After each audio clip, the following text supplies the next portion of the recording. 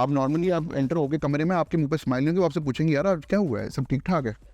तो आप अगर बी प्लेयर सी प्लेयर होगा वो मान तो ठीक है, सलाम भी नहीं करते बाय द वे। हमारे इस तरह के रिसोर्स हैं, हमें करनी पड़ती है। इसका डेजिग्नेटेड टाइम है 10 to 7, 11 बजे आ रहे हैं, ठीक है कोई बात नहीं है यार, लेट भी तो होता है ना बंदा। तो उसके बाद 7 बजेंगे, बैग पकड़े चले यार मैं अभी बिजी हूँ, मैं अभी आपको बाद में बताता हूँ। अच्छा नहीं यार मैं अभी बड़ा कोड प्रॉड का इशू आ रहा है मेरा, तो अब ठीक है बताएं। अच्छा इसको नहीं आप ऐसे कर लेते हैं, ठीक है। That's what the skill needed in senior peoples.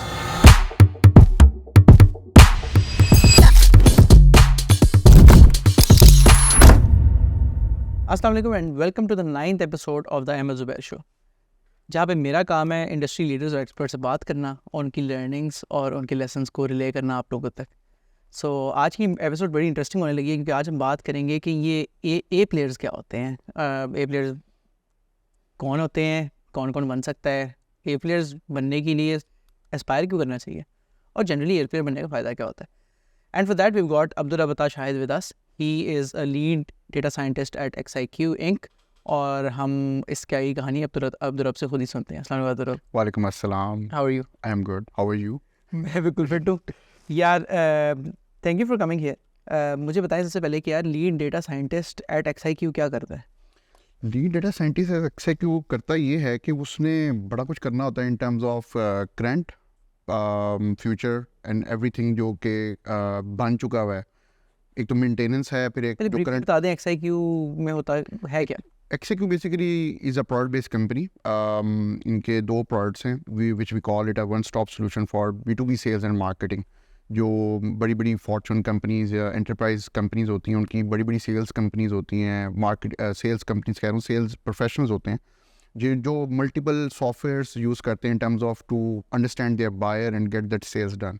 So what we do इसके हम लोग उसके पूरे होल प्रोसेस को ऑटोमेट करते हैं, उनको पूरी एक जर्नी देते हैं in terms of sales and marketing, जिसमें sales which I call it as a Facebook for sales people, where they have everything for their buyers, personality, understanding, intent and everything.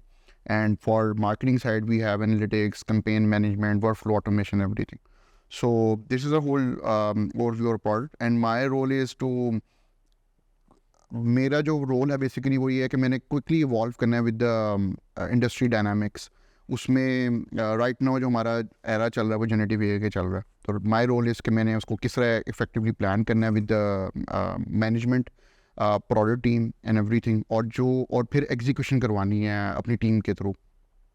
और team के अंदर वही है, we are ahead from a development teams, तो वो भी एक factor होता है कि हम लोगों ने पहले उसकी रिसर्च, एवेल्यूएशंस एंड डायनामिक्स सारी समझनी है, उसको गेट रेडी करना है फॉर डेवलपमेंट टीम्स।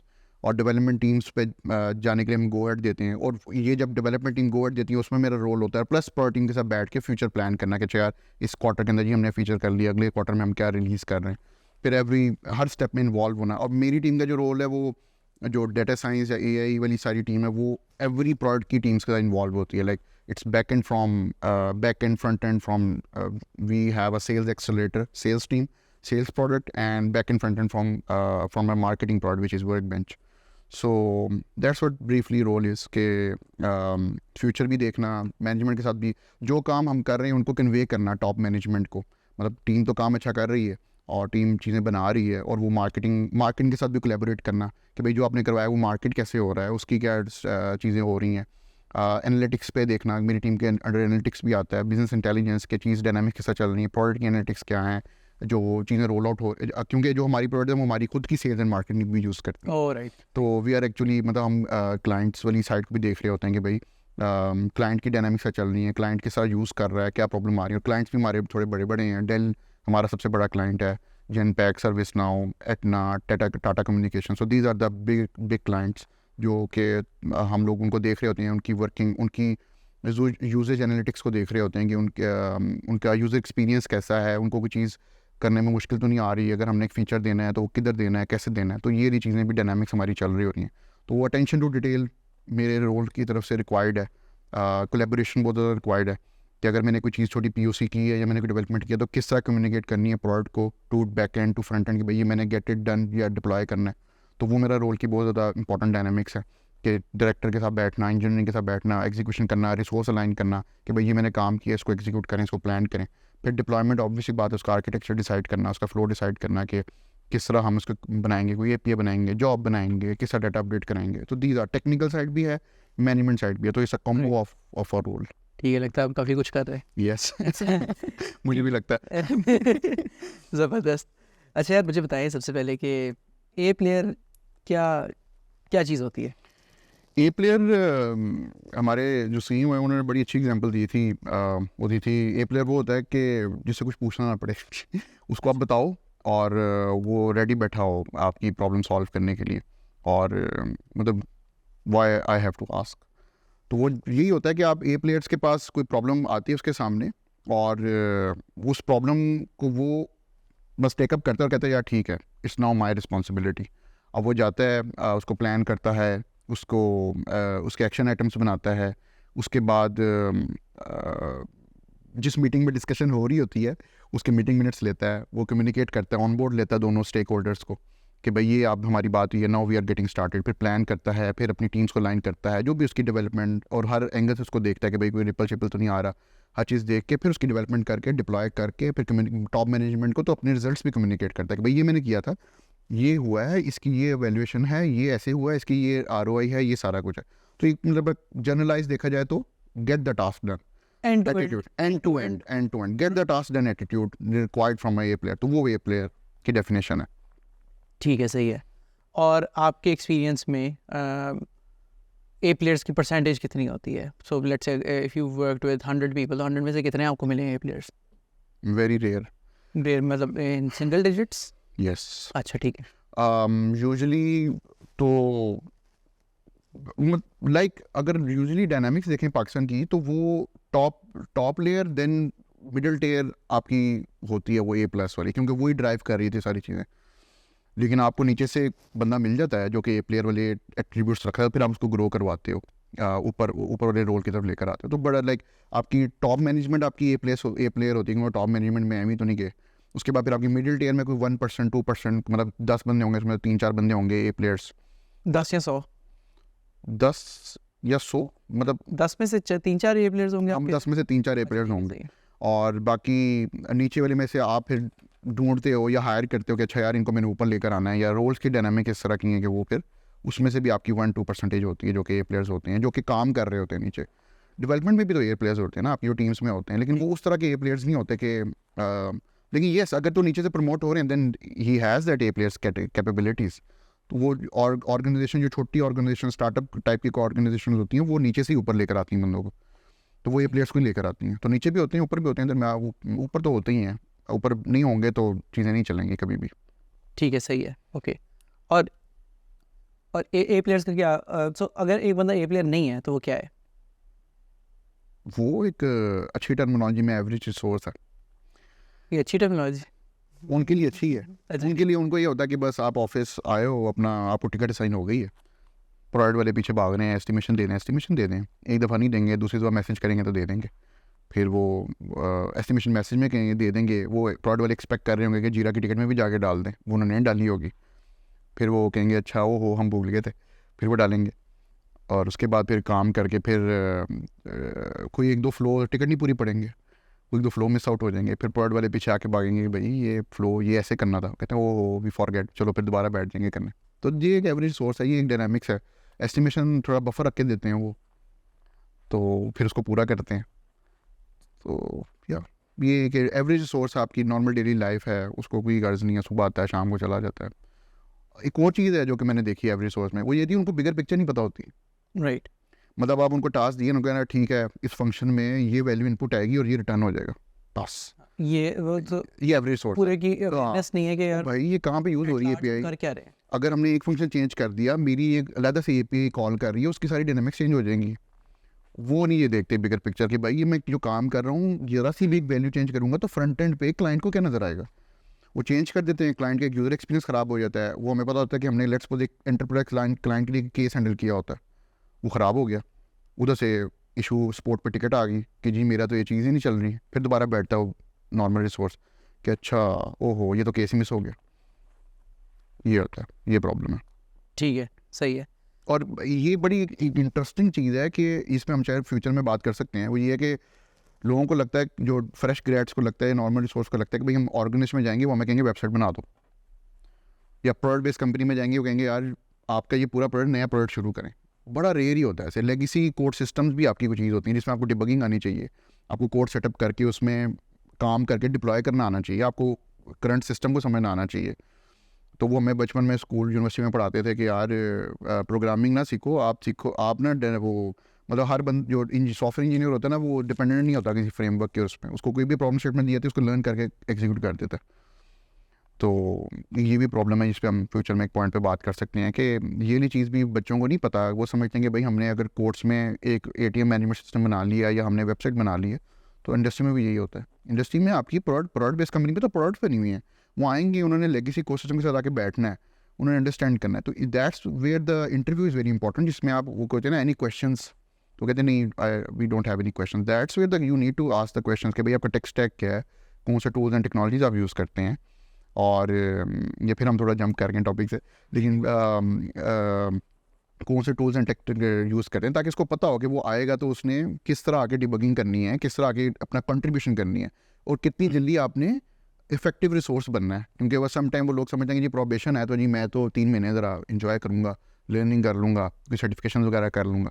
तो ऐसा नहीं होता। ऑर्गेनाइजेशन एक्सपेक्ट कि भाई अगर आपका 1-2 साल का एक्सपीरियंस है, आप फ़ौरन आएँ, फ़ौरन समझें, आपके पास एक एक्शन प्लान हो आपके पास। अच्छा, मुझे ये बताएं कि हमने ए प्लेयर्स बी प्लेयर्स दोनों डिस्कस कर लिए हैं। जो ये भी तो अच्छी लाइफ नहीं है कि मैं बी प्लेयर हूँ यार, मैं टाइम पे आता हूँ, टाइम पे चला जाता हूँ, और जितनी मेरी टिकट्स मिलती हैं मैं वो कर देता हूँ और मेरी लाइफ भी सेट जा रही है। तो इसमें क्या मसला है आपके ख्याल से? इस लाइफ में कोई इशू है? इस लाइफ में कोई इशू तो नहीं है, और ये ज़्यादातर ये वाला culture it varies with the stage of career you are. अच्छा, और बड़ी ऑर्गेनाइजेशन जो आपकी बड़ी एंटरप्राइज लार्ज ऑर्गेनाइजेशन होती है, उधर तो ऑलमोस्ट यही कल्चर है कि वो आपको उधर इतने ज़्यादा जितने ज़्यादा प्रोसेसेस होंगे वहाँ पे ये वाला कल्चर आ जाता है कि आपको बड़ा एक टू द पॉइंट चीज़ मिलती है, आप करते हो और आप सुकून से घर जाते हो, आपका कोई मसला नहीं होता। वो मतलब आप कह लें कि इनोवेशन भी नहीं, मतलब आपको एक टू द पॉइंट प्लान होकर चीज़ मिल जाती है कि आप ये कर लो, बाइट साइज्ड मिल जाती है। हाँ आपको वो मिल जाती है। तो वो भी इतनी बुरी नहीं है, बट उसमें ये होता है कि आपके पास कोई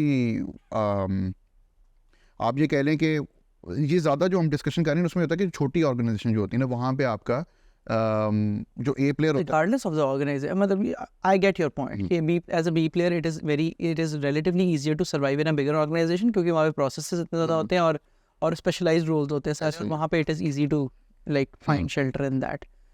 लेकिन कभी ना कभी तो आपने उस कंपनी से निकलना भी तो होगा कभी ना कभी तो होता है, आपने स्विच करनी होगी, उनको पता चल जाता है आपका लेनी होगी वगैरह वगैरह।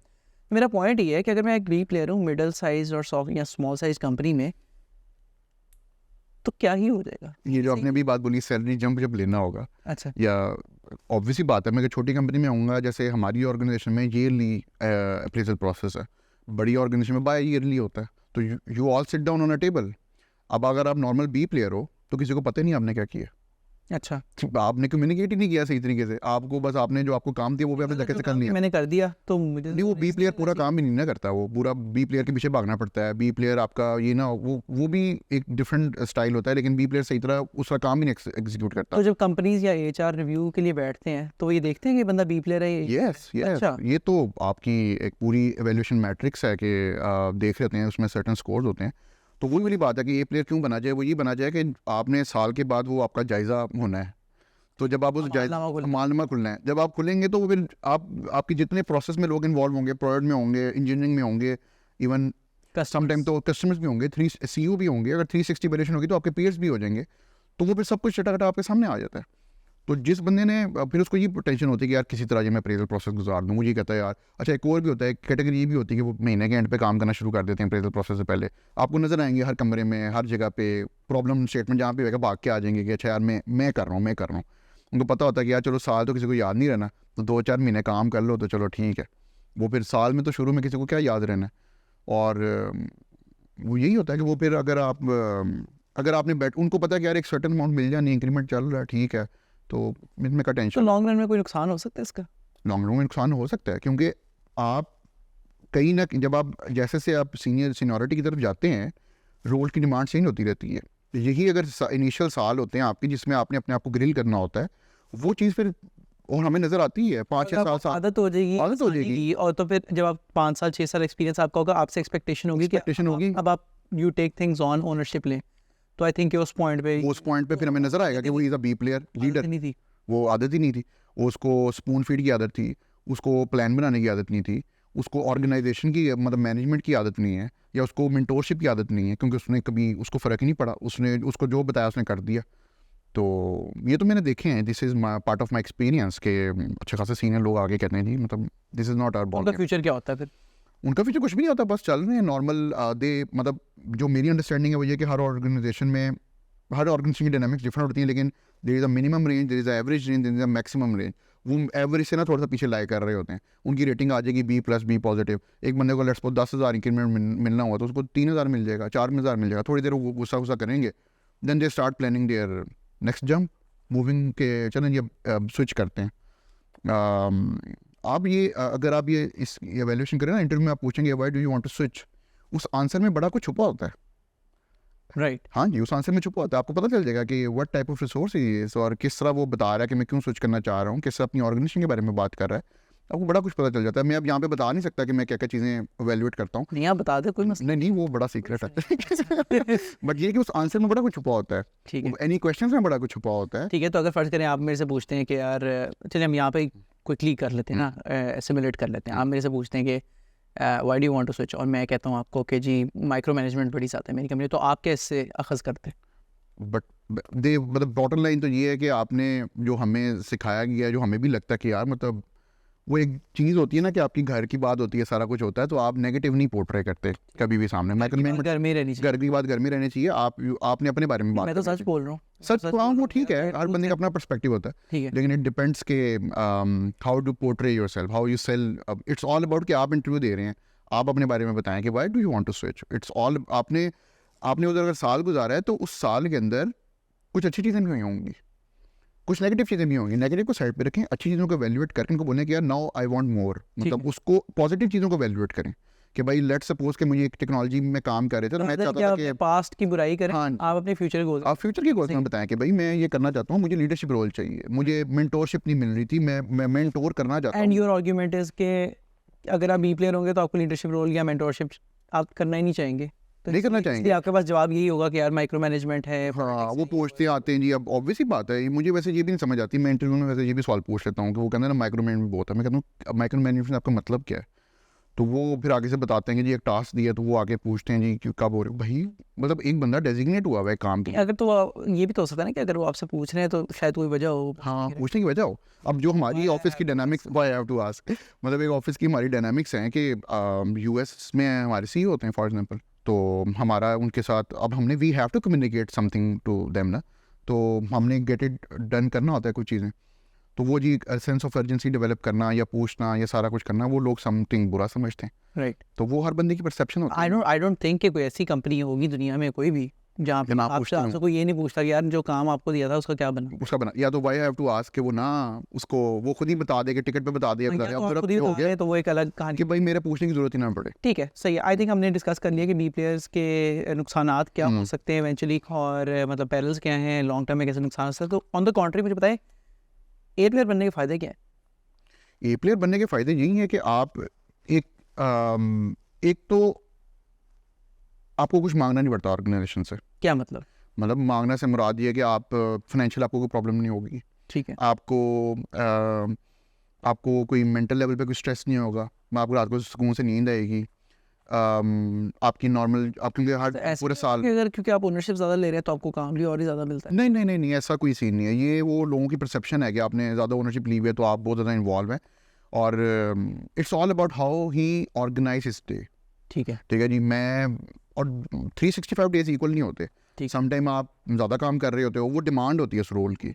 अगर मैं यूजुअली मेरा जो वर्किंग आवर्स हैं वो अगर मैंने मतलब मैं नॉर्मली मेरा अपने टीम के साथ टाइम सेट है कि मैं 10 बजे 10:30 10:15 में मैं ऑफिस में होता हूँ, that's my personal commitment to my team कि भाई मेरी टीम 10 to 7 करती है। 7 बजे के बाद मैं कभी ऑफिस से 8 बजे जा रहा होता हूँ, मैं 9 बजे जा रहा होता हूँ, क्योंकि सर्टन डायनामिक्स इस तरह की हैं, ना मैं किसी को फोर्स करता हूँ रुकने पे, वो होती है कि मैं अपने ऑर्गेनाइज इस तरह दिन को किया होता है कि अगर मैं दिन में ब्रेक भी ले रहा हूँ, या मैं कोई मीटिंग में जा रहा हूँ, या मैं किसी के साथ हेल्दी डिस्कशन कर रहा हूँ, या मैं कोई टीम एक्टिविटी कर रहा हूँ खाने पीने की, तो मैं उस टाइम को यूटिलाइज़ करता हूँ बाद में, या ऑर्गेनाइजेशन की हेल्प करता हूँ इन टर्म्स ऑफ कि यार किसी को गाइड कर दिया, कोई चीज़ कर लिया, कोई स्पेशल कोई रिव्यू रह गया हुआ था मेरा, वो कर लिया, कोड रिव्यू कर लिया। क्योंकि वो 7 बजे के बाद जब कमरे में थोड़ा सुकून होता है ना, तो बंदा ज़रा अच्छे तरीके से उसकी प्रोडक्टिविटी आती है। खासतौर पर मेरी तो आती है, क्योंकि मेरा रोल की डिमांड इस तरह की है। जब एज अ टीम काम कर रही है तो वो डिफरेंट होती है। तो आप कह रहे थे कि आपको अपनी फाइनेंशियली कोई प्रॉब्लम नहीं होगी? अब आपको कुछ बोलना नहीं पड़ता, कुछ नहीं पूछना पड़ता आपको। ऑर्गेनाइजेशन आपका बिल्कुल प्योर ख्याल रखती है। आप अगर नॉर्मली आप मतलब मैं अगर अपनी एग्जांपल दूं या मैं किसी और की भी एग्जांपल दूं जो ए प्लेयर है मेरी ज़िंदगी में, आप नॉर्मली आप एंटर होके कमरे में, आपके मुंह पे स्माइल नहीं होगी, वो आपसे पूछेंगे यार आज क्या हुआ है, सब ठीक ठाक है? तो आप अगर बी प्लेयर सी प्लेयर होगा, वो मानते हो ठीक है, सलाम भी नहीं करते बाय द वे। हमारे इस तरह के रिसोर्स हैं, हमें करनी पड़ती है। मैं ये अडॉप्ट करता हूँ कि यार चाहे जूनियर हो सीनियर हो, मैं एंटर हूँ, मैं सलाम दुआ लूँ सबसे।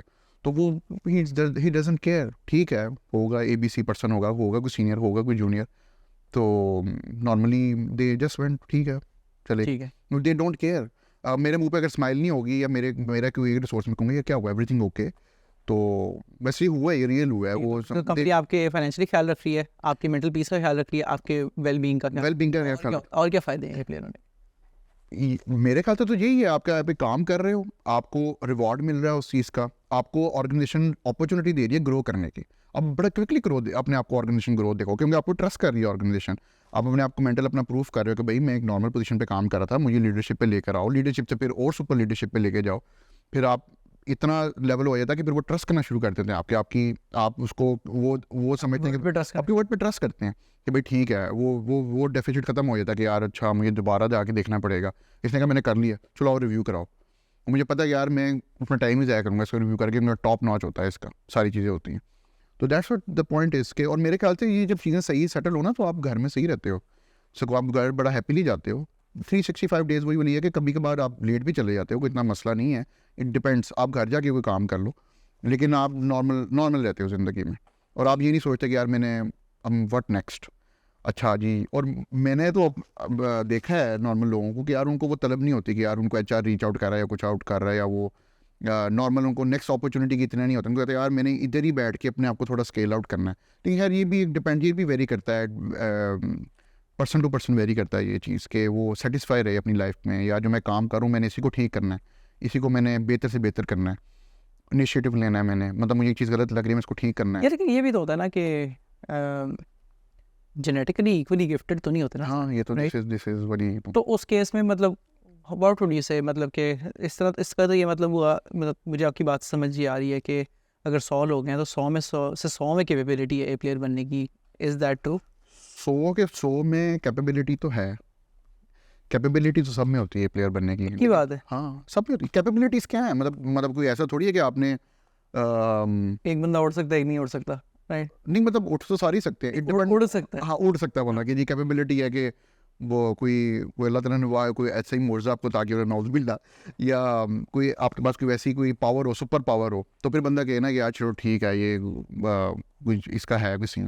लेकिन ये तो सिंपल सी कैपेबिलिटी है। ज़्यादातर क्या डिमांड कर रहा है बंदा कि यार सोचे, अकल लड़ाए, डिसिप्लिन के साथ काम करे, पंक्चुअल रहे, डिसिप्लिन रहे, अपना जो काम असाइन किया हुआ है उसके अंदर उस काम को पूरा करे, और जिसने दिया हुआ है उसको कम्युनिकेट करे, कम्युनिकेशन स्किल्स अपनी बेहतर करे, अपने आप को अपने काम को सेल करे। ये लेकिन ये भी देखो, 2-3 चीज़ें नेचर और नर्चर होती है ना, राइट? सो मेरी नेचर है, लेट्स से मैं हूँ, मुझे अपना काम सेल करना पसंद नहीं है, क्योंकि मुझे लगता है कि मैं ना अपने आप, मतलब मैं kind of I am just selling what I am doing, या ओवर सेलिंग है, ठीक है?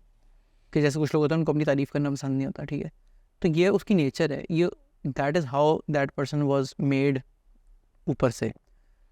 तो ये भी तो लिमिटेशंस है ना लोग, ये नहीं है। ये तो वो दूसरा पॉइंट आ गया ना, कैपेबिलिटी तो है हर बंदे में एक कैपेबिलिटी, क्योंकि ये कोई ऐसी सुपर नेचुरल चीज़ नहीं, मतलब ये मुझे बुरा प्रॉब्लम आता है, वो दूसरी चीज़ है कि कैपेबिलिटी तो है लेकिन हर बंदा होता नहीं है due to these things, nature की वजह से। लेकिन इसमें बड़ा स्ट्रॉन्ग ओपिनियन है। तो नेचर भी है, नर्चर भी है, राइट? सो नर्चर, एक मैंने नेचर की आपको एग्जांपल दी है, एक नर्चर की एग्जांपल देते हैं। फ़र्ज़ करेंगे कम्युनिकेशन में आप कहते हैं यार कि यार क्यों नहीं कम्युनिकेट, क्यों नहीं सिंपल छोटे सेंटेंसेस में कम अल्फाज में ज़्यादा बात कर सकते, लेकिन उसमें लोगों की अपनी एजुकेशनल बैकग्राउंड भी तो है ना, उसका भी है तो हैंडीकैप। लेकिन सिखाई तो जा सकती है ना, मेंटोरशिप होती है इसमें, मतलब मैं लेट्स सपोज एक्सेस कर रहा हूँ सकती है हाँ यार। तो PCB है, ठीक है? PCB के पास बहुत ज़्यादा बजट है लोगों को ट्रेन करने का, लेकिन PCB के पास कम्युनिकेशन ट्रेनर्स नहीं है, के पैसे नहीं होंगे उनके पास, लेकिन नहीं हो सकते क्रिकेटर से मतलब नर्चर, ये भी तो एंगल नहीं सही। What do you think? वो इसमें बड़ा थोड़ा स्ट्रॉन्ग ओपिनियन ये भी है कि वो थोड़ा सा ये भी है कि वही वाली बात है कि इट्स योर जॉब अगर आप जॉब कर रहे हैं तो द रोल डिमांड्स। अब सेल्स वाले बंदे से हम ये ना एक्सपेक्ट करेंगे तुमने जाके सेल नहीं करनी, बोलना नहीं है और मैं हायर कर लूँ। और ये खैर हमारा भी थोड़ा सा में रोल आता है कि वी हमें हायरिंग करते हुए भी देखना चाहिए कि कौन से रोल की कौन सी डिमांड है। एक तो ए स्टेप पे भी हमारा रोल है कि हम उस तरह हायर करें, जिस रोल में कम्युनिकेशन का रोल है उसमें उस तरह ही रखें और जिस रोल में नहीं है उस तरह रखें। लेकिन दूसरी बात है कि अगर लेट सपोज कि हम थोड़ा सा मैंने ट्रेड ऑफ भी करने पड़ते हैं जब हम इंटरव्यूज़ कर रहे होते हैं कि लेट सपोज कि यार चलो ये चीज़ में नहीं है हम सिखा देंगे, ये चीज़ नहीं है तो हम ये सिखा देंगे, स्किल नहीं है तो चलो डेटाबेस नहीं आती तो हम सिखा देंगे, अब वो वाली चीज़ होती है मेरे ख्याल से। तो आपके ख्याल से कोचेबल होते हैं? हाँ ये आपके होती ख्याल से है। कि अगर किसी को कम्युनिकेशन सिखानी है टॉप नॉच तो वो सीख सकता है कोई भी बंदा? हाँ विद डिसिप्लिन। ठीक है। नहीं ये वैसे विद कोई भी बैकग्राउंड। नहीं मतलब फर्ज करो कि यार किसी की एजुकेशन बैकग्राउंड नहीं है, वो इतना प्रिविलेज नहीं था यहाँ बड़े शहर में, उसने नहीं यूनिवर्सिटी से पढ़ा, तो फिर उसमें थोड़ी ज़्यादा मेहनत करनी पड़ेगी। लेकिन आपको लगता है कि वही, हाँ, एक्चुअली हो सकता है? मेरे ख्याल से हो सकता है। अच्छा ठीक है। मतलब ये ऐसा है, लेकिन फिर it's depends upon the upbringing. Let suppose के मतलब थोड़ा मुश्किल होता है ये नेचर चेंज करना। नेचर वाली जो चीज़ होती है ना, एक होता है कि एक चीज़ बंदे को आती नहीं है उसको सिखाना। मैं एनवायरनमेंट की बात, नर्चर की बात करूँ कि यार उसको लेट से एजुकेशन में हैंडीकैप था वो, या वो उसके इर्द गिर्द इतना कॉम्पिटिशन नहीं था कि वो कम्युनिकेशन में स्टैंड कर कुछ चीज़ें होती हैं, जैसे फॉर एग्जांपल हम लोग गए थे एक ऑर्गेनाइजेशन में, वो लोग ये एक्सप्लेन कर रहे थे कि बच्चों को जब आप एक ऑर्गेनाइजेशन में होते हैं उनको वॉशरूम एथिक्स नहीं है। राइट। अब ये चीज़ तो सिखाई जा सकती है ना इन्फोर्स करके। इस तरह बच्चों को सलाम करने की एथिक्स नहीं है, बच्चों को कम्युनिकेट करने की एथिक्स नहीं है या कॉन्फिडेंस नहीं है। और मेरे ख्याल पब्लिक स्पीकिंग भी है। अब मैं जाके पब्लिक स्पीकिंग खड़े कर जाऊँ मुझसे नहीं होगी भी फिलहाल, लेकिन मैं एक दफ़ा दूंगा, मेरा डर निकलेगा बीच में से तो मैं कर लूँगा। अभी जैसे पॉडकास्ट भी तो कर रहा हूँ ना, मैंने कभी नहीं ज़िंदगी में की, इट्स द फर्स्ट टाइम। तो मैं डर भी सकता था, मैं उल्टी सीधी बातें भी कर सकता, लेकिन आई एम जस्ट प्रैक्टिसिंग कि यार चलो कर लेते हैं। ठीक है। तो कुछ चीज़ें होती हैं जो सिखाई जा सकती, कुछ चीज़ें नहीं सिखाई जा सकती। मेरे ख्याल से पंक्चुअल बंदा हो सकता है अगर डिसिप्लिन रहे उसमें। एक्सरसाइज की रूटीन बन सकती है अगर आप कोई 2-3 महीने करो, तो ह्यूमन बॉडी की डायनामिक्स इस तरह की 35 डेज 30 डेज आप एक चीज़ प्रैक्टिस करो तो वो उस शक्ल में आना शुरू हो जाती है। शुगर छोड़ी जा सकती है। अब बंदा कहे जी मेरी नेचर है मैं नहीं शुगर छोड़ सकता, राइट। तो it depends on the category. जो किस तरह की चीज़ें जो नहीं हो सकती? लेजी, जैसे ये वाली चीज़ थी जो कि मेरे ख्याल से अरे intelligence intelligence with the time develop होती है ना। मतलब आपको ख्याल है कि वो हाँ मतलब नेचर में नहीं होती? एक तो बाय गॉड थोड़े से गिफ्टेड होते हैं थोड़े बहुत, लेकिन विद द टाइम जैसे से आप जितना पढ़ोगे, वोकेबलरी जैसा लोगों की स्ट्रांग होती है, बुक्स पढ़ते हैं, मूवीज़ देखते हैं। मुझे खुद पता है कि हमारा इस तरह का नहीं था कल्चर। जब हम लोग देखते हैं उठते बैठते हैं तो हमारी वोकेबलरी एनहांस हुई है, बात करने के पॉइंट ऑफ व्यू से सारा कुछ है। तो it plays a major role कि आपका घर का एनवायरनमेंट कैसा है, लोग घर में पंक्चुअल हैं कि नहीं हैं, झूठ तो नहीं बोला जाता घर में, या आप खाना किस तरह खाते हैं, लोग खाने पे बैठ के मतलब आपने क्या एटिकेट्स होते हैं, वो जो आवाज़ आती है मुंह से वो किस तरह, मतलब ये छोटी छोटी चीज़ें, ये चीज़ मेरे ख्याल से हो सकती है। लेकिन वो जो पर्सनैलिटी के जी मैं लेज़ी हूँ, इंट्रोवर्ट, मतलब लेज़ी वाले थोड़ी मतलब उनकी ढीली होती है आवाज़ के, हल्की आवाज़ बुरी आवाज़, मतलब मैं वो वाली चीज़ नहीं हम मेरे ख्याल से चेंज कर सकते। लेकिन नेचर नहीं चेंज कर सकते, मतलब नेचर चेंज कर सकते। हाँ वो वाली चीज़ मेरे ख्याल से हो सकती है चेंज कि जब, और वो विद द राइट मेंटोरशिप कि बंदे को बताओगे आज ये करो करो करो विद द प्लान। मतलब ये भी एक बहुत बड़ी डोमेन है, जैसे फिजिकल हेल्थ जो है आपकी, उसमें भी आपको विद स्टेप ना, दो फोर्स नहीं करना, विद स्टेप। हाँ पहले दिन ही आप सारा कुछ कर लो। हाँ तो विद द स्टेप केक करो, ये सारा कुछ चलता रहता है। ठीक है, एब्सोल्युटली सही है। Okay, so I think we have covered के ए प्लेयर डेफिनेशन क्या होती है, ए प्लेयर जो नहीं होते वो क्या होते हैं, एंड वी आल्सो कवर्ड कि यार हर कोई ए प्लेयर बन सकता है कि नहीं बन सकता। अब मुझे बताएं कि ये जो ए प्लेयर्स की हम बात कर रहे हैं, मुझे बताएं कि ये क्या इनकी ये जो हीरा है जो I think it is very highly sought after, मतलब कि we are always on the look out for a player on, और मतलब हम आज से पहले हो सकता है 5 से 7 दफ़ा मिले हैं इससे पहले, लेकिन मोर और लेस जो आपके डेफिनेशंस हैं, my definitions are very close to that as well, right? So I think I would assume कि यार अगर 10 लोग और को भी आप पकड़ेंगे जो लीडरशिप पोजीशंस में डिफरेंट ऑर्गेनाइजेशंस में, उनकी भी मोर और लेस मतलब +-20% यही डेफिनेशन होगी। तो ये जो इतने हाईली सॉट आफ्टर लोग हैं, तो इनकी क्या कॉमन ट्रेट्स हैं, इनकी क्या बिहेवियर्स है, या आपने क्या ऑब्जर्व किया कि क्या चीज़ें हैं जो इनको ए प्लेयर बनाती हैं? उनकी जो नॉर्मली तो उनकी बेसिक जो मतलब आपको नज़र आते हैं वो, मतलब आपको नज़र आएंगे ऑन एवरी स्टेज, कम्युनिकेशन की बेस्ट होती है। वो जब किसी से बात करेंगे तो वो बिल्कुल सिंपल वर्ड्स में बात करेंगे, वो ओवर कॉम्प्लिकेट नहीं करेंगे, या अगर उनसे कोई प्रॉब्लम स्टेटमेंट डिस्कस कर रहा है तो they don't jump on the solutions, they always listen, absorb everything, plan करते हैं, एक्शन प्लान बनाते हैं उसका कि भाई मैंने ये करना है, राइट टीम एलोकेट करते हैं, उनकी टीम मैनेजमेंट स्किल्स अच्छी होती हैं, मैनेजमेंट स्किल्स अच्छी होती हैं, उनमें डिसिप्लिन लाइक टॉप नॉच होता है। मतलब आप उनको ये नहीं देखेंगे कि यार मतलब मैं, अब उनकी प्रायोरिटाइजेशन बड़ी टॉप क्लास होती है कि अच्छा यार this is the right time to do. उनको गेम अवेयरनेस होती है कि भाई मैं अगर ऑफिस में, उनको अपना पूरा दिन मैनेज करना आता है कि भाई ये मेरे लिए प्रायोरिटी चीज़ है। एक ये भी चीज़ मैंने बड़ी एक कॉमन देखी है लोगों में कि वो उनको प्रायोरिटी नहीं करनी आती, उनको 2-3 काम दिए हुए, अपनी मर्जी से तीसरा काम करना शुरू कर देंगे। उनको बोलेंगे भाई ये तुम्हें पता होना चाहिए था कि जो पहली चीज़ थी वो पहले करने वाली चीज़ थी। तो आप देखेंगे वो आपको बताना नहीं पड़ेगा, वो आपको खुद आके बताएगा कि भाई अब्दुल ये मुझे आपने 3 चीज़ें दी थी, मेरी नज़र में ये फर्स्ट चीज़ का ज़्यादा इम्पैक्ट था, मैंने कर ली है, दूसरी चीज़ को मैंने ये कर ली है, तीसरी चीज़ मैं आपको 2 मिनट में 2 घंटे में डिप्लॉय करके दे। फॉर एग्जांपल वो आपके साथ वो अपने रिजल्ट्स कम्युनिकेट करेंगे, उनमें वर्क एथिक टॉप क्लास होता है कि भाई पूरा उन्होंने डे ऑर्गेनाइज करना है कि भाई मेरा ये कोडिंग आवर है, मैंने ये बैठना है, ये मेरी मीटिंग है, उसी मीटिंग में जाएंगे सिर्फ जिसमें वो कंट्रीब्यूट करेंगे, पॉलिटिक्स से थोड़ा सा दूर रहेंगे, ऊपर नॉर्मल हेल्दी एक्टिविटीज़ में इन्वॉल्व रहेंगे और स्माइल रहेगी। मतलब वो हर बंदे को ना, वो हर बंदे के मतलब उनकी कोई लड़ाई शड़ाई नहीं होगी किसी से भी। तो ये होता है कि आप एक ऑर्गेनाइजेशन में एक हेल्दी इन्वायरमेंट में टॉप नॉच प्लेयर वही होता है कि जो हेल्प करता है, एनेबलमेंट करता है। उसको नज़र आ, वो अपनी जेडी से बाहर निकल के भी काम करता है, उसको नज़र आ रहा होता है कि यार ओहो ये तो मेरा लेट्स सपोज फ्रंट एंड का काम है, मेरा तो नहीं है। तो वो जाके बैठेगा, कहेगा कि नहीं यार ये फ्रंट एंड में अच्छा इसको ऐसे कर लेते हैं, इसको ऐसे कर लेते हैं। बैक एंड पे जाएगा, उसको कहेगा अच्छा आपने क्या इसका आर्किटेक्चर सोचा है, चलो वो डिस्कशन करेगा कि अच्छा यार ठीक है इसकी जगह हम ये भी कर सकते थे, इसके बारे में आपका क्या ख्याल है। उसको पता होता है कि ये जो मैं चीज़ लिख रहा हूँ ये इसका इम्पैक्ट क्या होगा, और वो करके फिर जाके उनको भी ऑन बोर्ड लेगा कि यार अब्दुल ये मैंने फंक्शन लिखा है, आपके केस में इस तरह यूज़ हो रहा है, आप बता दें कि कोई मसला तो नहीं आएगा इसमें, या मैंने आपका कोड भी देखा था उसमें मुझे लगता है कोई मसला नहीं आएगा। हालांकि इट्स ऑलवेज मतलब एक फाइल चेंज करके फंक्शन देखना है, वो ये नहीं आपके पास आएगा कि यार वो आपके केस में भी मैंने पूछना था कि आपको मसला नहीं आएगा, वो 2 मिनट का काम है, करके देख लो कि भाई ये कॉलिंग कहाँ से हो रही है function, for example just giving out loud. So ये बेसिक्स ही है कि आप ownership. You mentioned quite a few things और मैंने वो यहाँ पे मतलब क्विकली गैदर भी कर लिया, तो I really want to zoom in on those. ठीक है, आपने सबसे पहले बात की है इन नो पर्टिकुलर ऑर्डर, आपने बात की है पंक्चुअलिटी की और डिसिप्लिन की। तो डिसिप्लिन कुछ एग्जांपल्स दे दें हमें, या मतलब पंक्चुअलिटी मेरे लिए बता दें। ये मेरे लिए सबसे इम्पोर्टेंट चीज़ है लाइफ में। मैं इस चीज़ पे एवेलुएट करता हूँ लोगों को, सीधी सी बात है, मैं जज करता हूँ, फुल जज करता हूँ। मतलब मैं ओपनली बता रहा हूँ, मैं जज करता हूँ। उसमें ये है कि पंक्चुअल नहीं है लोग हमारे। उसमें ये है कि लेट सपोज कि ऑफिस का डेजिग्नेटेड टाइम है 10 to 7, 11 बजे आ रहे हैं, ठीक है कोई बात नहीं है, या लेट भी तो होता है ना बंदा, तो उसके बाद 7 बजेंगे बैग पकड़े चले भाई। अगर आप 11 बजे आ रहे हैं तो एक दीन ईमान एक तरफ से तो पंक्चुअल, एक तरफ से पंक्चुअल है। हाँ। तो आपका दीन ईमान यही कहता है कि यार चलो बाट पे बैठ जाओ, इतनी चलो ऑफिस फेवर दे देता है, मैं भी फेवर दे देता हूँ बीइंग मैनेजर के, यार चलो ठीक है। फिर एक क्लास ये होती है, अच्छा ये तो टाइम हो गया। कुछ लोग होते हैं वो फिर एक होते हैं जो बड़ा स्ट्रिक्ट पंक्चुअल हैं, उस पर मेरा थोड़ा 50-50 रैशन है, क्योंकि मैं भी एक ज़माने में थोड़ा बड़ा स्ट्रिक्ट पंक्चुअल था। फिर मैंने वो चीज़ देखी कि वो ठीक नहीं थी। आई लर्न दैट लेसन कि मैं बहुत ज़्यादा ही पंक्चुअल हो गया था। ठीक है, तो मैंने ऑन द डॉट 10 बजे, ऑन द डॉट 12 बजे, ऑन द डॉट 9 बजे अल्लाह हाफिज़। तो वो चीज़ मैंने नोट की, वो मुझे अपनी पर्सनालिटी में चेंज करनी पड़ी, और दैट्स व्हाई मैंने थोड़ी डेफिनेशन चेंज की अपनी पंक्चुअलिटी की भी। ठीक है, फिर उसके बाद आपका इसलिए मैं 50-50 हूँ कि एक बंदा अगर टाइम पूरा कर रहा है और टॉप नॉच काम कर रहा है तो इट्स ओके, लेकिन अगर एक बंदा टाइम पूरा कर रहा है सिर्फ, तो वो गलत है। ये क्या होता है?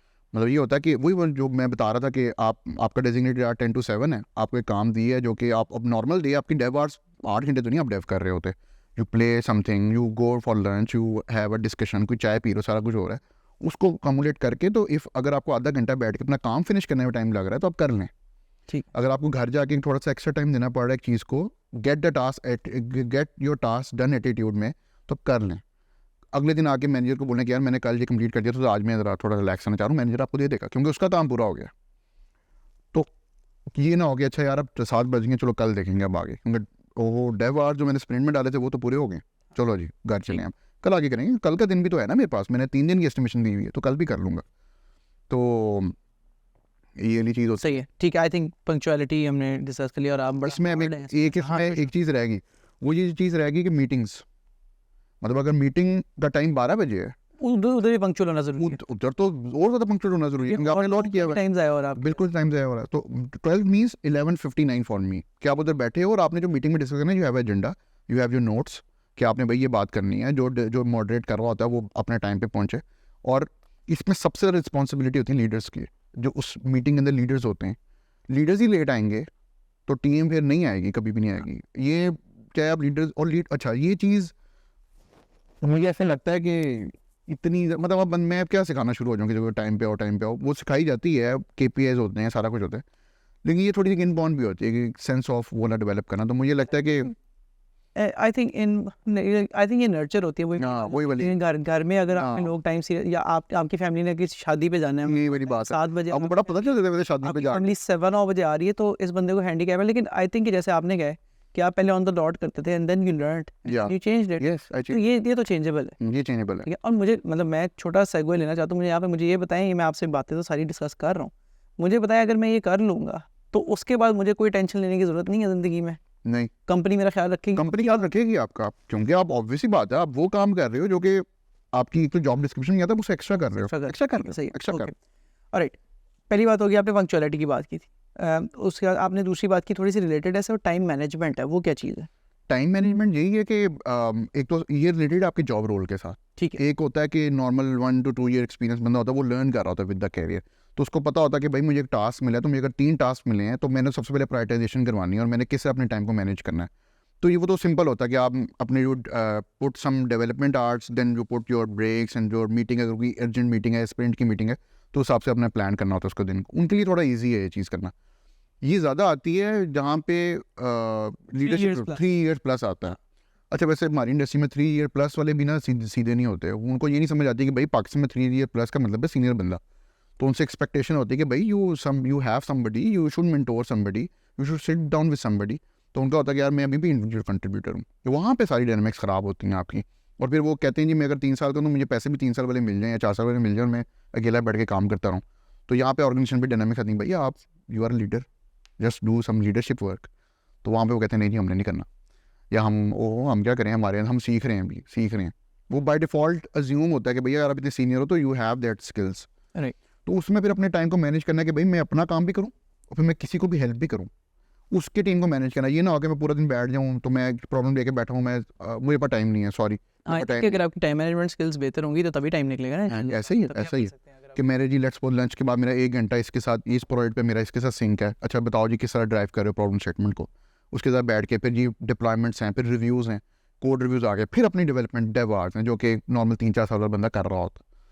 तो this is exactly same, what you're saying is very close to what Tahir Fazal said on our podcast. वो कहते हैं यार कि फाउंडर होने के लिए सबसे इंपॉर्टेंट स्किल है कि you should be an excellent time manager. Exactly. मतलब आपका अपना डे प्लान हेड करें। वो कहते हैं कि मैं अपना डे ना एक दिन पहले प्लान कर। मैं सुबह नाश्ते में अपना कैलेंडर देख रहा होता हूँ, Right. मैं कैलेंडर लॉक करता हूँ कि भाई मैंने आज ये काम करना है। फॉर मी एज वेल, मतलब मैं if you look at my calendar, रंग बिरंगे ना डब्बे बने होंगे उसके ऊपर, और शायद हर दिन में शायद 1 से 1.5 घंटा अनअकाउंटेड फोन, और वो भी अगर मैंने कोई टाइम ब्लॉक फोकस्ड वर्क करना हो तो मैं उसमें डाल। एक इसमें टर्म बड़ी इंपॉर्टेंट है जो कि हम अपने ऑफिस में यूज़ करते हैं, कॉन्टेक्स्ट स्विचिंग। अच्छा ठीक है। वो बड़ी इंपॉर्टेंट है, वो नहीं आती हमारे सीनियर लोगों को, और क्योंकि टाइम मैनेजमेंट स्किल्स ही नहीं है। वो एक काम कर रहे होंगे, वो कहेंगे, उनसे कोई आगे बंदा पूछेगा यार अब्दुल भाई ये तो निकल जाएंगे, यार मैं अभी बिजी हूँ, मैं अभी आपको बाद में बताता हूँ। अच्छा नहीं यार मैं अभी बड़ा कोड प्रॉड का इशू आ रहा है मेरा, तो अब ठीक है बताएं, अच्छा इसको नहीं आप ऐसे कर लेते हैं, ठीक है। That's what the skill needed in senior peoples. वो कहते हैं नहीं भाई मैं स्प्रिंट का टास्क करूँ, मैं आपसे बात भी नहीं सुन सकता। भाई छोड़ो सारे काम, 5 मिनट की उसकी बात सुन लो जूनियर बंदे की, सीनियर बंदे की, वो हो सकता है उसके 2 घंटे बच जाए उसकी गो बैठे, यार नहीं आप जाके ना उस फाइल में जाके देखो आपको चीज़ मिल जाएगी, वो ख़त्म होगी, बात करना शुरू हो गया। मतलब वो अपने अटेंशन टू डिटेल और ये कॉन्टेक्स्ट स्विचिंग भी टाइम मैनेजमेंट से लिंक किया मेरे ख्याल से। ठीक है, सही है, ज़बरदस्त। अच्छा मुझे बताएं, तीसरी चीज़ आपने बात की थी ओनरशिप की। ओनरशिप क्या चीज़ है? ओनरशिप की बड़ी डिफरेंट डेफिनेशन है। ओनरशिप में ये होता है कि वही वाली बात है जो हम वो कोड की बात कर रहे थे कि कोई मैं अगर फीचर डेवलप कर रहा हूँ तो उसमें ये अज्यूम करना कि यार ठीक है हमारा क्या लेने देना इससे, ठीक है बन रहा है, डिप्लॉय भी हो जाएगा जाके। मतलब उसमें मैंने लेट सपोज कि मेरा काम तो ये है, मुझे तो उन्होंने कहा था कि API का व्यू बना दो बस, तो नहीं भाई API व्यू बनाना। ऑल्सो अगर आप लॉग्ड हैं, हाँ यार वो तो अभी तो ब्लॉग में पड़ी है, हाँ तो फिर जब अनब्लॉक होगी तब देखेंगे। हाँ, मतलब अब मेरा तो व्यू था, मैंने बना दिया। अब ये नहीं पूछा कि इस व्यू में एपीआई भी यूज़ होनी है, किस आर्किटेक्चर में जाके यूज़ होगी, कोई किसी जॉब ने कॉल करना है, किस सर्वर से जाके कॉल होगी, फ्रंट एंड पे किस नज़र आएगी, रिस्पॉन्स क्या जाएगा, कोई पता ही नहीं। वो कहते हैं बस फंक्शन, हमें ये मिला था एक क्लिक, एक ये रिक्वेस्ट आएगी, ये इसमें फंक्शनलिटी होगी, ये बस रिटर्न करा देना बस, उसकी कोई ओनरशिप नहीं है। और फिर तीसरा बंदा भाग रहा है कि यार वो इसने काम करना था, इसने काम करना, इसने काम करना था। तो जो हम मिला के डिलीवरी होती है, डिलीवरी लिंक्ड है ओनरशिप के साथ, कि आपने ओनरशिप ली होगी तो आप डिलीवरी कर सकते हो, वरना आप इंडिविजुअल कंट्रीब्यूटर के तौर पे काम कर रहे हो। तो ओनरशिप ये होता है कि जो आपने काम किया आप उसको ओन करो, वो आप उसे पुश फॉरवर्ड करने कुछ फॉरवर्ड ना करो। मैं एक पता नहीं पॉडकास्ट ही सुना था, मुझे भूल गया कौन था, वो भी ये कहता है कि यार, बल्कि नहीं इंटरव्यू में था, इंटरव्यू में बंदा कहता है कि यार मैंने अगर चीज़ प्रोडक्ट बेस्ड कंपनी में अगर हमने चीज़ बना दी है ना, तो वो बस चली नहीं गई क्लाइंट के पास, अब वो हमारी है।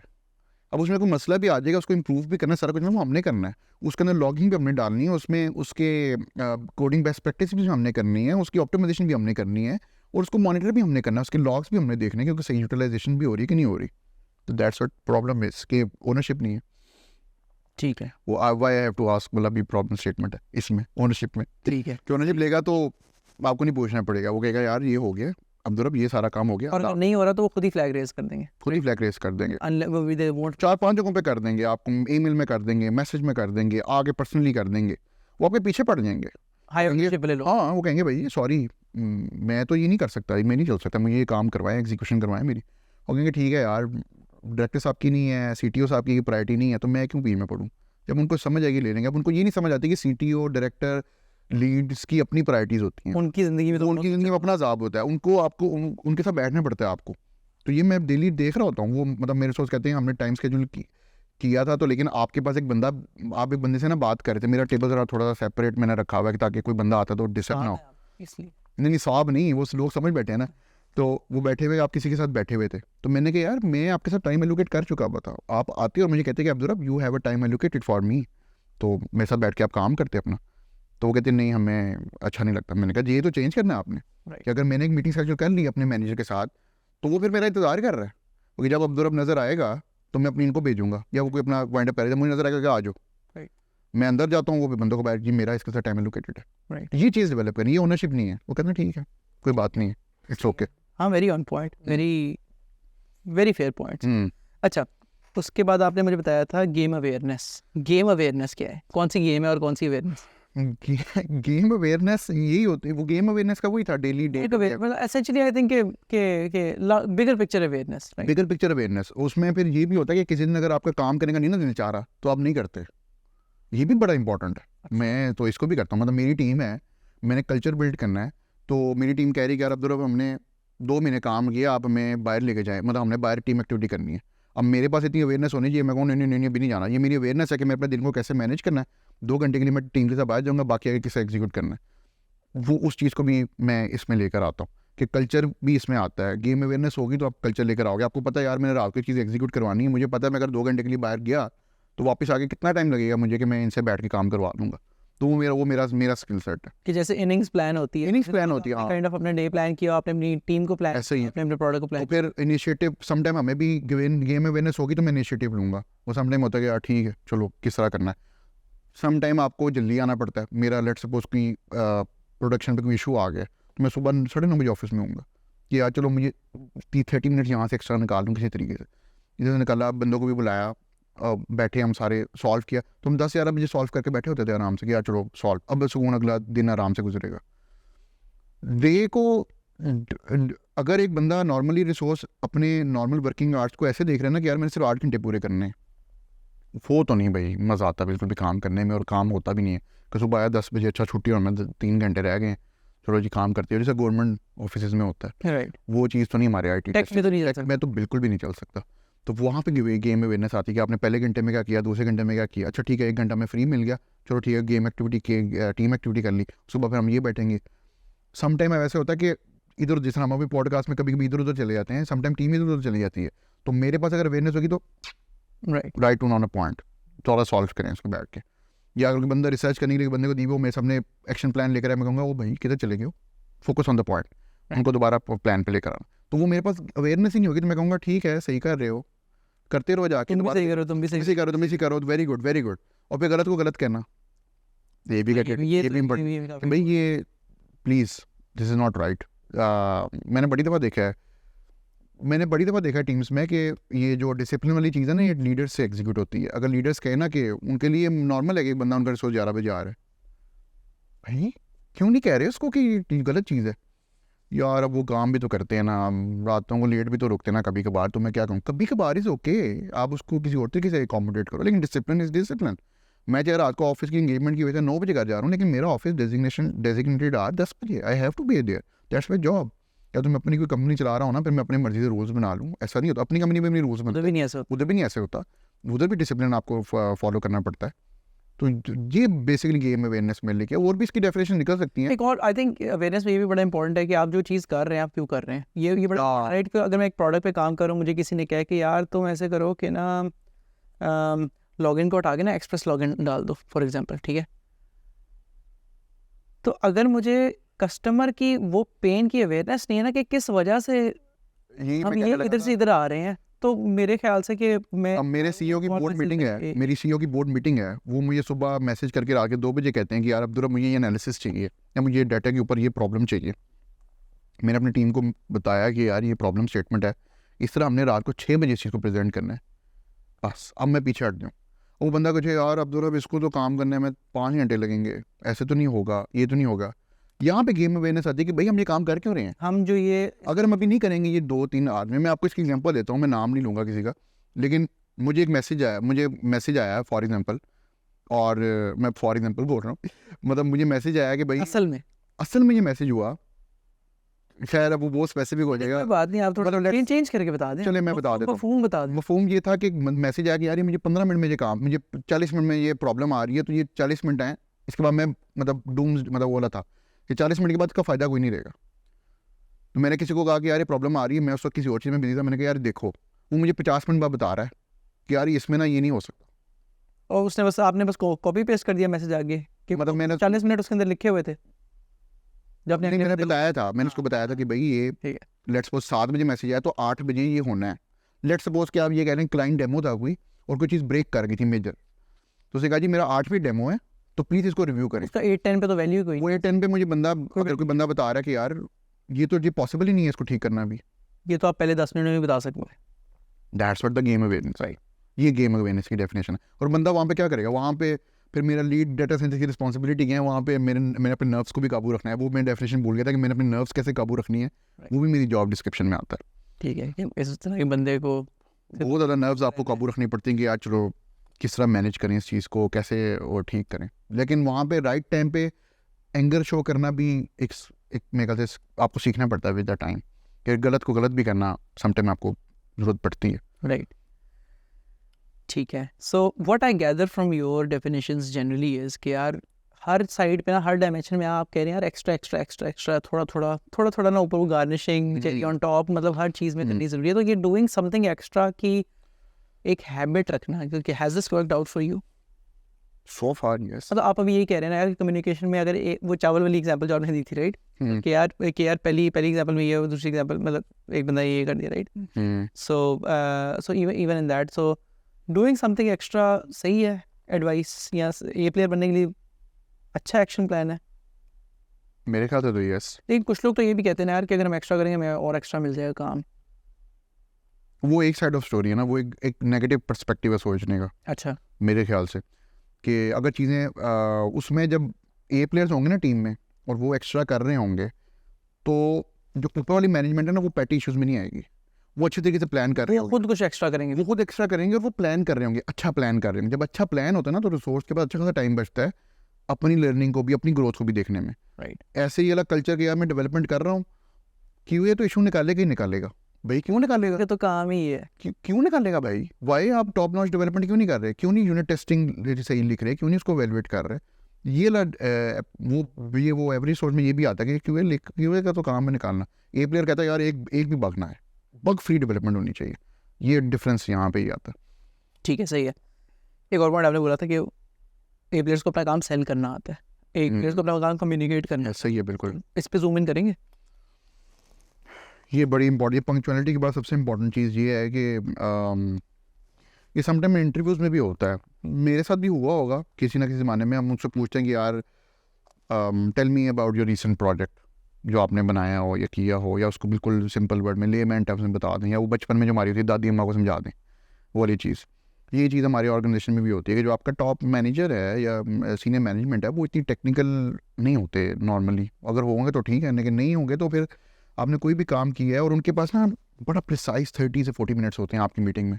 आप उनके सामने एक इशू खोल के बैठ जाओ, आप उसके आर्किटेक्चर समझा रहे हैं उनको बैठ के, वो तो लॉस्ट हो जाएंगे, 5 मिनट में लॉस्ट हो जाएंगे। तो आपने बड़ा प्रिसाइजली जो अपना काम किया होता है आपने कम्युनिकेट करना होता है कि यार उनकी लैंग्वेज में, और आपको उनकी पर्सनैलिटी पता होनी चाहिए कि यार मैं इनको 3 बुलेट पॉइंट्स दिखाऊंगा, वो बुलेट पॉइंट्स मेरी मीटिंग में सामने पढ़ लेंगे, उनको पता चलेगा अब ने क्या बात करनी है। या उनको एक ही पेज पे ये डिस्क्रिप्शन चाहिए, वो अगर आप उनके सामने एक्सेल शीट खोलोगे विद 10 टैब, हर एक टैब खोलते जाओगे उसमें पूरा एनालिसिस होगा, कहेंगे भाई अब क्या हो गया, हमें तो समझ ही नहीं आ रही, प्लीज़ मूव स्लो। इसी तरह मेरे पास कोई बंदा आएगा तो उसको ये नहीं पता कि भाई पहले आपने प्रॉब्लम स्टेटमेंट समझानी है कि आप किस चीज़ में काम कर रहे हो, क्या आपका प्रोसेस क्या था। सॉरी वर्ड है हमारी जैसे अप्रोच क्या है आपकी प्रॉब्लम सॉल्व करने की। यार ये अपने फेलियर्स बताने हैं आपने, भाई अब्दुल मैंने ये देखा है ऐसे, ये मैंने किया था, ये डिडंट वर्कआउट, फिर मैं इस एंगल से इसको सोचना होगा। दूसरा एक चीज़ जो सबसे ज़्यादा इसी चीज़ के अंदर जो प्रॉब्लम है वो ये है कि लोग डॉक्यूमेंट नहीं करते। मतलब मैंने एक प्रॉब्लम स्टेटमेंट दिया ना, तो वो प्लान को भी डॉक्यूमेंट करेंगे दिमाग में। अब्दुल मैंने ना 3 चीज़ें की थी और 3 चीज़ें चली नहीं, ये चीज़ चली थी, ये देख लें।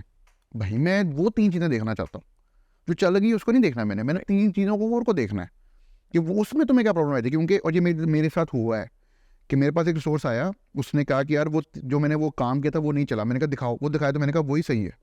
राइट, मैं कहा तुम जिसको डिस्कार्ड कर रहे हो तुम अपनी नॉलेज की बेसिस पे डिस्कार्ड कर रहे हो।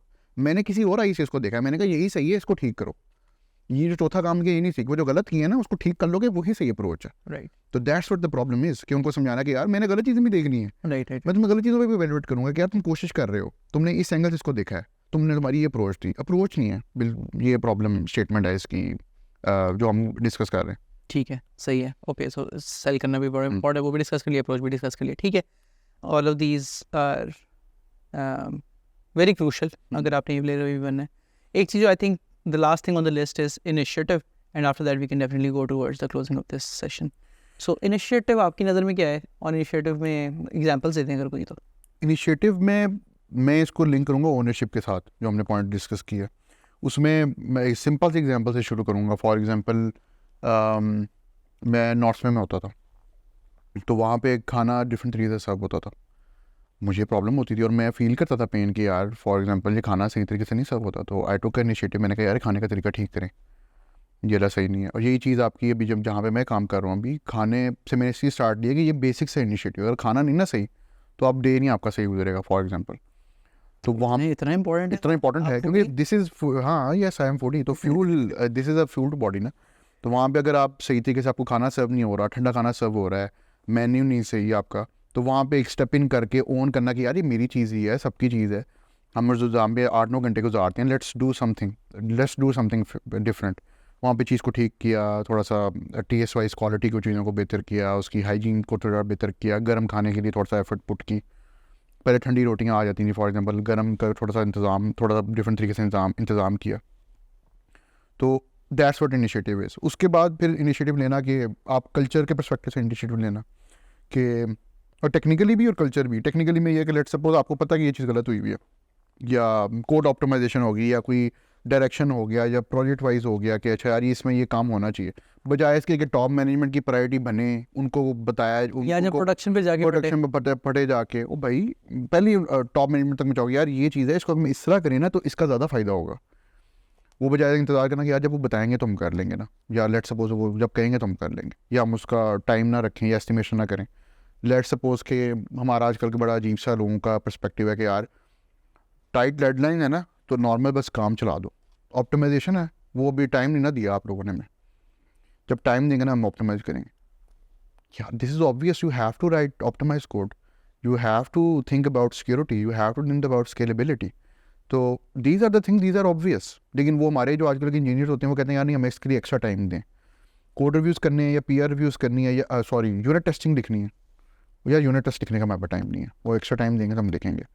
हालांकि मुझे याद है कि हमारे ऑर्गेनाइजेशन में we are working with a client जो कि सिर्फ यूनिट टेस्ट ही रिव्यू करता था, वो बड़ा अच्छा 40 ईयर्स का अच्छा एक्सपीरियंस metric है जावा किसी के project डेवलपर से वो कहते हैं जी यूनिट टेस्ट आपका गलत दिखा हुआ, आपने तो नेगेटिव स्कैनरियो नहीं टैकल किया, ये जो आपने टैकल ये जो यूनिट टेस्ट लिखा हुआ है ना, ये आपका कोड ब्रेक है, ये तो लॉजिकली नहीं सही यूनिट टेस्ट। तो वो सिर्फ यूनिट टेस्ट रिव्यू करता था बोला फाइल बंदा, उस पर जाके कमेंट लिखता था कि ये मिसिंग है, ये ऐसे करो, क्योंकि उसमें हमने पूरा यूनिट टेस्ट में पूरा बताया होता कि ये फंक्शन ऐसे होगा, ये ऐसे होगा।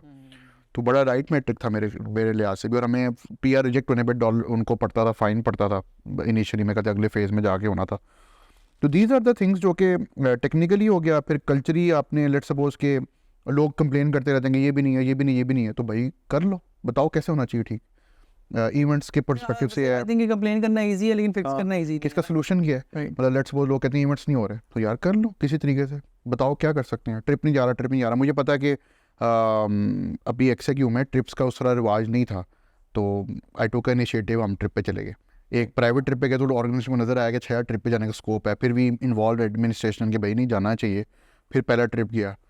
इसी तरह आपका कोई छोटे छोटे इनिशिएटिव है, मतलब आपने आप अपनी वॉइस को इंपॉर्टेंस देते हो कि यार नहीं ये चीज़ ऐसे नहीं ऐसे होनी चाहिए, ये ऐसे नहीं तो ऐसे होने चाहिए। काफ़ी चीज़ें होती हैं। आई फील दैट कि जब आप स्टार्टअप कल्चर में होते हैं ना, जो फाउंडर्स होते हैं वो उनका फोकस होता है टेक्नोलॉजी एंड सेल्स एंड उसकी तरफ, वो इस तरह के पैटी इशूज़ पे नहीं देखते।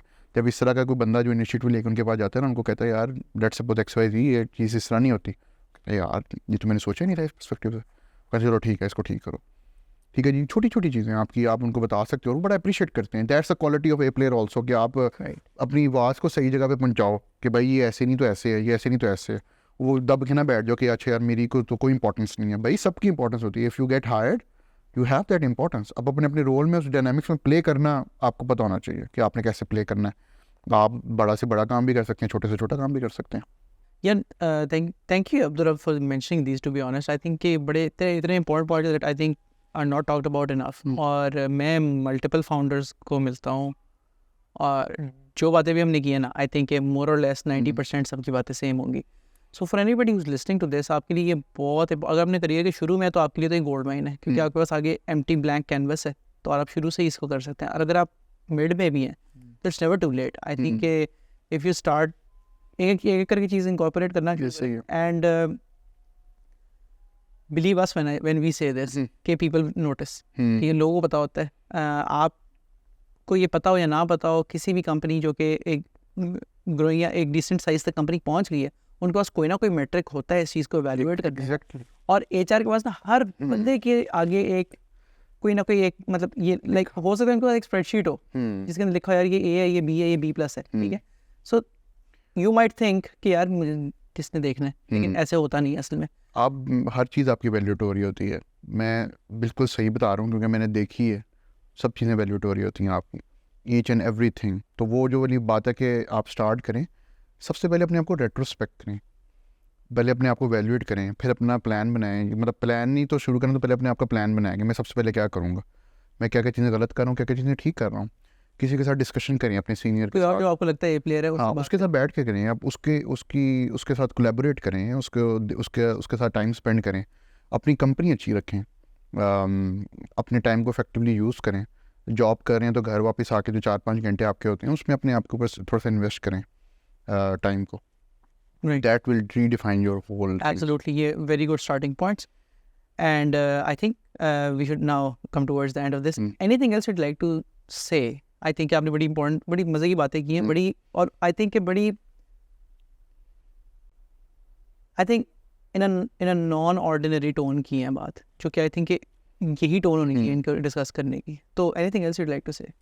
उसमें बस यही है कि ये जब सारी चीज़ें आप लोग करेंगे या करते हैं ये प्लेस, तो उसमें एक्सपेक्टेशन वाला जो फैक्टर है ना, वो भी थोड़ा सा हमें ठीक रखना चाहिए इन टर्म्स ऑफ के वो सारा कुछ तो कर रहा है उसमें फिर वो वाली चीज़ ना हो कि यार अच्छा मैं अब ये करूँ, मुझे ये तो चीज़ दें, मतलब वो होता है कि वो भी मैं करूँ सब कुछ आपको मिलेगा, लेकिन आपकी राइट एक्सपेक्टेशन भी होनी चाहिए, रियलिस्टिक भी आपको रहना चाहिए, पेशेंस भी रहना चाहिए आपको। पेशेंस, अगर आपको चीज़ एक नहीं भी मिल रही फॉर एग्जांपल, तो उसकी कोई ना कोई वो होती है, अक्ल समझ होती है।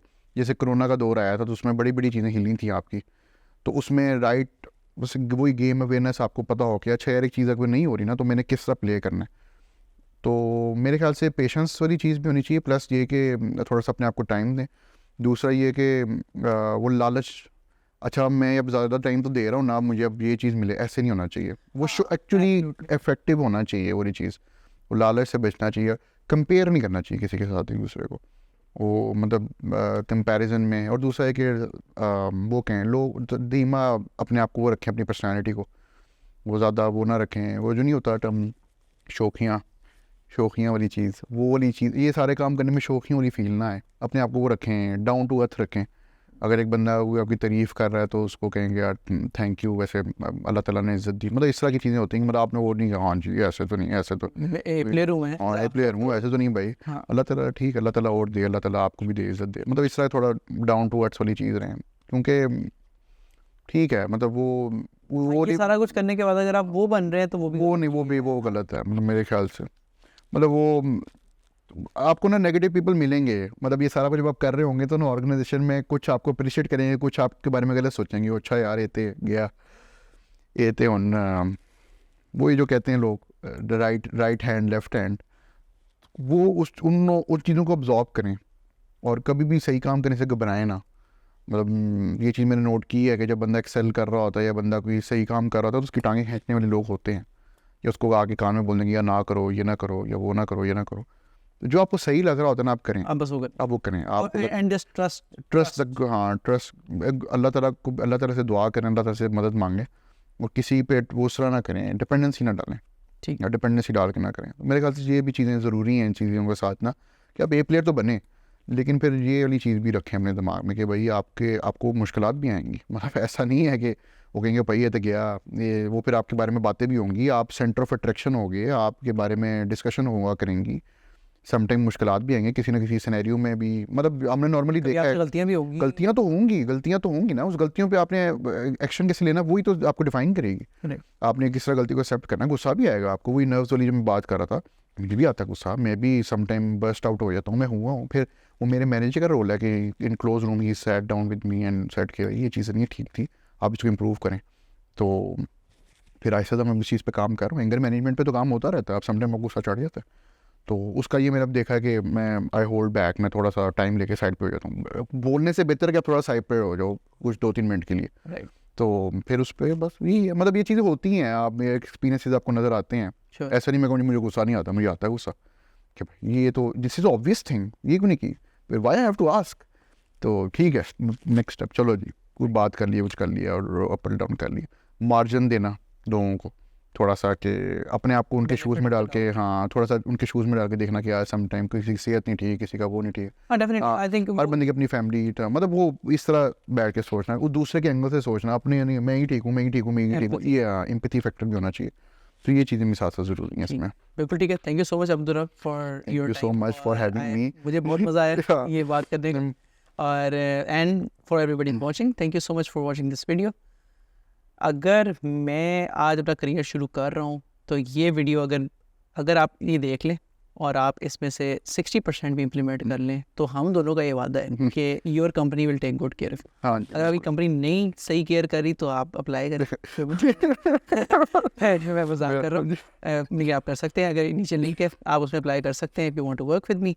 other than that I'll also add a link to Abdul Rab's LinkedIn profile, आप उनको रीच आउट कर सकते हैं। उसके अलावा नीचे दिए गए कम्युनिटी वाले लिंक्स पे आप कम्युनिटी ज्वाइन कर सकते हैं, वहाँ पे बात करते हैं गेस्ट रिकमेंडेशंस के बारे में, एपिसोड्स के आइडियाज़ के बारे में और CV रिव्यूज़ भी करते हैं। तो if you want to that's great. और अगर आपको कोई गेस्ट रिकमेंडेशन है तो डेफिनेटली वहाँ पे दे। And with that thank you so much for watching this video and I will hopefully see you in the next video. अल्लाह हाफिज़।